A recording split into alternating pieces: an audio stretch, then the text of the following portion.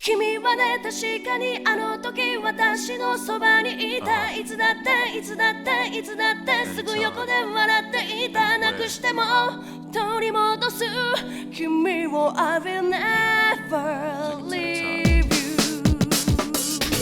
The Shin Megami Tensei series is my favorite JRPG series. It has a satisfying battle system and complex mechanics that are intimidating on the surface but fun when you get into them. The Persona series is a spin-off of the broader Megami Tensei franchise in that it borrows heavily from the gameplay of the main series, including the Demon Compendium, fusing and an alternate rendition of the press turn system known as the One More system. Persona 3 was released in 2006 in Japan and 2007 in the West. This was a re-envisioning for the Persona series. While keeping a dark, heavy tone, the game introduced new gameplay styles that would carry over into the subsequent entries in the series. The very first thing you notice about it is the calendar system. It introduces time management and does so in a more extreme way than even the newer games do. So let's spoil the opening. You are a high school student heading to a new dormitory and a new school. You are an orphan from an incident that occurred 10 years ago when your parents both died. Immediately, the imagery is of guns and coffins. Death invades the game's story and vibe throughout. After several days of going to school, something happens. There are monsters coming for the dormitory, and you are awakened to Yukari banging on the door. You head to the back door, only to discover that there are even more shadows waiting for you there. Panicked and unsure what to do, you go to the rooftop where a shadow climbs the side of the building to reach you. Yukari hesitates to summon a persona, and you pick up the gun and put it to your head and whisper, "Persona," before pulling the trigger and unleashing a powerful being dwelling within your heart. After destroying the enemies, you fall into a sleep coma, and when you wake up, Yukari is there to explain to you what happened. You are asked to join the Seize group to help fight and put an end to the shadows who have caused the apathy syndrome to occur to the lost. After this event, you are allowed to play the game. Persona 3 uses a battle system similar to the press turn system introduced in Shin Megami Tensei 3 Nocturne. However, they tweaked it and changed the rules. Persona 3 is a game that is heavily micromanaged. We have to talk to each and every team member to see stats, change equipment, etc. The One More system is based on weaknesses and criticals. If your last attack was one of those, then you gain an extra turn. This allows maximum turns when in battle. If using an AoE attack, if any of the attacks miss, then your turn is over, but if all the enemies are hit, then you get an all-out attack. When a weakness or a crit is made, the enemy or you fall down. While down, you lose the next turn to get up. But if you are hit while down, you will get back up on your feet and you can take the following turn. This is important to pay attention to unless you want a lot of annoying deaths. Also, the Moss spells that attack all the enemies have a lower percentage hit rate than single attacks. So don't just get rid of your single attacks, your Agi, your Bufu, that stuff. Keep it. You might need it. Like other Shin Megami Tensei titles, this game has elemental skill types. Persona 3 has 6 of them. There is fire, ice, lightning, wind, dark, and light. The dark and light skills are insta-kill, and if they land, you die instantly. So it's best to prepare yourself and block these types of attacks because there are a lot of enemies in the game that have them. You have several levels of strength to the skills, and also multi-enemy variations where you attack the entire field of enemies. But don't be too hastily to get rid of that Agi or Zir spell. If you use a Moss spell to attack all the enemies and one of them reflects, drains, or simply doesn't hit their weakness, then you lose out on attacking again, or get an all-out attack. In these situations, it's best to attack single enemies one by one and pray that your hit rate allows you to land them consecutively. Unique to this game, the physical attacks have 3 types: slash, strike, and pierce. These complicate the battles more by having each weapon have a type. You can change through the different types of weapons and take advantage of the fights as you climb. The game has one dungeon, one major dungeon anyway. With over 200 floors, the goal is to reach the highest floor allowed before the full moon each month. After that, you will be tasked with fighting a guardian shadow. This may sound boring, but Tartarus has a lot to offer you. Each floor is randomized from pre-made layouts and change each time you enter one. Chests respawn on the normal floors, but not on checkpoint floors where you fight a mini-boss. When you return to the first floor, your HP and SP fully restores, but you need to be cautious of the fatigue system. Persona 3 has a unique feature where you and your teammates can become tired as you fight shadows.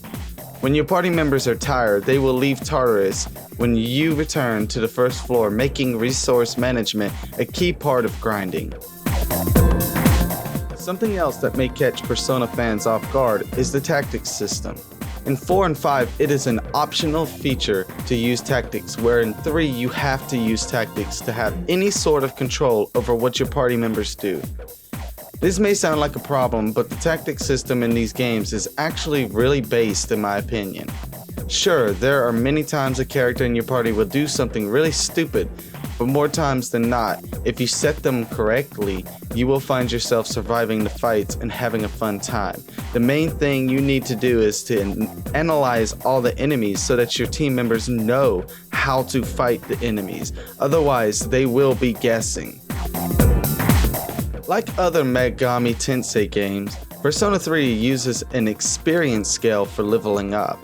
The lower your level versus the Shadows level, the more experience you gain from the fight. This makes grinding a lot easier than in other RPGs where experience is static across the game. You don't really need to grind in this game. As long as you strategize every fight, you can beat them without insane grinding or anything like that. If you are below the level needed, it may take more time to defeat them, but you can absolutely destroy an enemy, and the reward is usually a ton of experience. As far as grinding goes, you will grind more for recruitment of personas, money, and weapons than you will for experience. Although experience cards at the end of battles during shuffle time really do help you grind up faster. Make sure to talk to every team member in your party and equip the best weapon you pick up for them. More than any other series, stats matter here. Evasion is important to landing attacks on enemies. The way stats work in this game is the same way they work in 4 and 5. You grow stronger with every level, so the game basically has hidden stats that climb as you level. But your real stats are attached to your persona. Whatever persona you have equipped, you will have their stats. Their level also matters and plays into the formula. It's best to try and grind all your stats up to make the game a bit more manageable. That's probably enough about the standard JRPG gameplay for now. So next we should talk about the social side of the game. Persona 3 uses a calendar system to progress the game's story. A major piece of this system is the social links. Social links are literally just friends you make along the way that you can talk to and hang out with as you please. One of the coolest features, although annoying sometimes, is the reverse and broken social links. You can reverse and even break a social link if you make the wrong move, such as canceling plans on them, or getting caught with another girl, or going around 60 days without spending any time with them. Once you have reached the max rank with each character, they cannot be broken or reversed. But until that moment, you have to be careful not to upset your female friends, especially by hanging out with other girls. Look at you, playa. Once a relationship is broken or reversed, the character will move their location to avoid you, and when you speak to them, they will oftentimes come across as very rude. It's highly entertaining, although it takes time to repair broken friendships. While in the real world, you can buy weapons, armor, items and trade gems away for special items that raise stats on your persona, you can spend time in the club, at the cafe, singing karaoke, or playing games at the arcade. The arcade has the ability to improve your persona stats or your character's social stats, which is basically your personality. Many social links are locked behind having a certain level of aptitude to your social stats. The social stats you are working on in this game are academics, courage, and charm. There are 6 levels to each, and it takes time to raise them. Drinking coffee at the cafe increases charm, singing at karaoke bar raises courage, and studying raises academics. The girls in your party require maxing these stats out to hang out with each of them, so be mindful of your stats. Persona 3 has a soundtrack by longtime Atlas composer Shoji Megura. The composition is poppy and electronic mixed with a bit of rock. Submit to the level. I never felt like thinking this will last forever. This is an amazing soundtrack and one that can stick in your head. Like all Persona games though, the music is exceptionally well made. The art is designed by Shigenori Soejima. The style is appealing to look at and carries throughout the game. Some of the shadow designs are disturbing and just dark. This game is dark in a fun way, like Nightmare Before Christmas's way. Disturbing imagery and lots of religious references later in the game. The personas in this game are ripped straight from the Megami Tensei series. They use the demons from those games as the personas in this game. Most of the big ones are here, like the Jack Bros, Jack Frost, and Pyro Jack. This brings me to the next section of this in-depth review, the fusion system. Like the mainline series, Persona 3 allows you to fuse personas together to create stronger, more capable personas. You are assisted by Igor and his new assistant, Elizabeth. To begin with, you only have 2-way and 3-way fusions. Using these, you make new personas or create old ones with specific skills or even better stats. This is vital to winning the game. Without the right personas, you are vulnerable and weak to a variety of shadows you come across throughout the game. A month into the game, you are allowed to access the Compendium, which allows you to buy personas to fuse together and even just to use. Money feels tight until about halfway through the game, and the cost to use this is very high, with no way to lower its cost. In fact, there is a 4x multiplayer if you play the game on hard. Elizabeth has requests that you can do for her that rewards you with items and money. One type of request that she gives is making a persona with certain criteria, like a Jack Frost with Dia. Doing these unlock the ability to fuse certain personas. These personas can then be used to wreck enemies and make new personas. Later on, you unlock the ability to fuse 4, 5, and even 6 personas together to make powerful personas of the arcana that you ranked out with your social links. When you max a relationship, you earn the ability to fuse and use a high-level persona. This incentivizes you to finish them. They are entertaining, although not the very best in the series. It's still a lot of fun and engaging enough to make you want to finish them all. I think the thing about the social links that kind of throw most people off is the fact that they are more realistic than 4 and 5s. In 4 and 5, there's a lot of yes men going on, a lot of ass kissing that you don't see in 3 as much. Junpei is a complete fucking asshole to you throughout the entirety of the game. Yukari comes off as a bitch, although she does actually apologize and she does show concern towards other people in the party. And like, there's a lot of characters that are just kind of like there to display a personality that you might actually come across in real life. And then you have others like Akanari, who is just absolutely fucking amazing. But do not sleep on the social links because they do add to the mood and theming of the game, even if you don't actually end up liking the person in the end.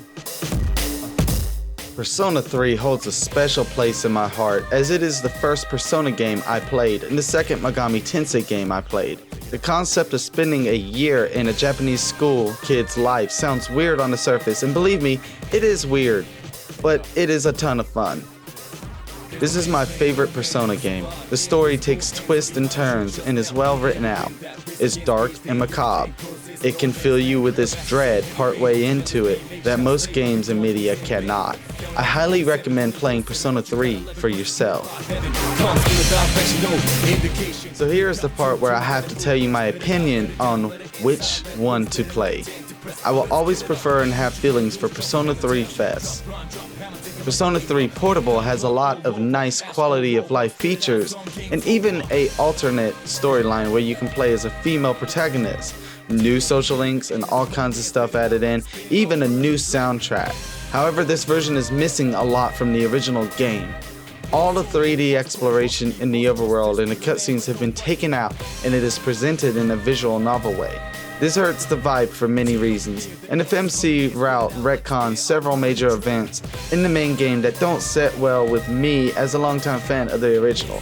However, it does not ruin the experience, it just changes the mood of the game, I want to say. Persona 3 Portable is a good game, but it is missing a part of the soul that Persona 3 originally had. If you have no other way to play it, then play it, but I would personally suggest Persona 3 Portable as the second or even third playthrough, and mainly for the female route. It is the canon storyline after all, apparently. Here I come to a close on a very long-winded and passionate discussion and spoiler-free analysis of Persona 3. I want to thank everyone who has watched this. Please remember to like, comment, subscribe, and click that bell to be notified of new videos when I release them. This is not the last of the Megami Tensei series to be on here. I have plans to make many more videos for the channel based on Atlas games. Thank you guys so much for watching and being fucking amazing, and until next time, remember, stay nerdy. Tear off the fear, the end is coming in, spit it out like a spear, I'll burn the dread. No soul, robust, go bust, be bust, justice to the man with no life. Tear off the fear, the end is coming in, spit it out like a spear, I'll burn the dread.